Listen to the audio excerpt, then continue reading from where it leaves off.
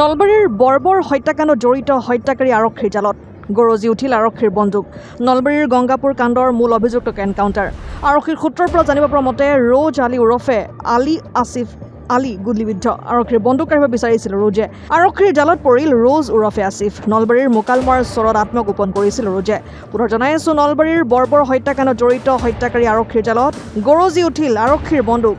নলবাৰীৰ গংগাপুৰ কাণ্ডৰ মূল অভিযুক্তক এনকাউণ্টাৰ কৰা হৈছে। আৰক্ষী সূত্ৰৰ পৰা জানিবলৈ পোৱা অনুসৰি ৰোজ আলী ওৰফে আলী আসিফ আলী গুলীবিদ্ধ হৈছে।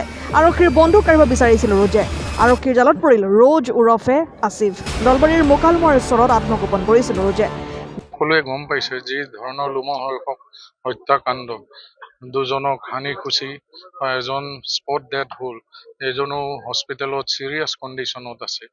তো এনেকুৱা ধৰণৰ ক্ৰিমিনেল খুব কমহে থকা যায়। আজিও আমি যেতিয়া তেওঁক বিচাৰি তেওঁক ধৰা হ'ল, তাৰপিছত আমি তেওঁ লুকুৱাই থোৱা ৱেপনটো দাখন বিচাৰি তেওঁক লিড কৰা হ'ল। তেওঁ যেতিয়া আমাক লিড কৰি আছিল তেতিয়াও তেওঁ আমাৰ পৰা বন্দুক স্নেচ কৰি আমাৰ ওপৰতে ফায়াৰ কৰি পলাবৰ কাৰণে চেষ্টা কৰিছিল। কিন্তু আমাৰ পুলিচে ইন ৰিটালিয়েশ্যন ফায়াৰ কৰোঁতে তেওঁ বুকুত গুলি এটা লাগে আৰু তেওঁক এতিয়া হস্পিটেলত আনি থকা হৈছে। সেইটো হস্পিটেল আহি পালে গম পাম আমি। আহি আছে,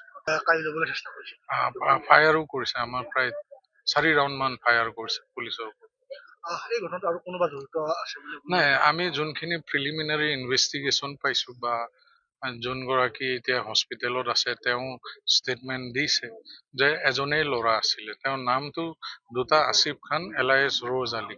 গতিকে সেইটোতে অলপ সংবাদ মাধ্যমতো কনফিউজন হৈ আছে যে দুজন মানুহ, কিন্তু প্ৰকৃততে এজনেই আছিলে।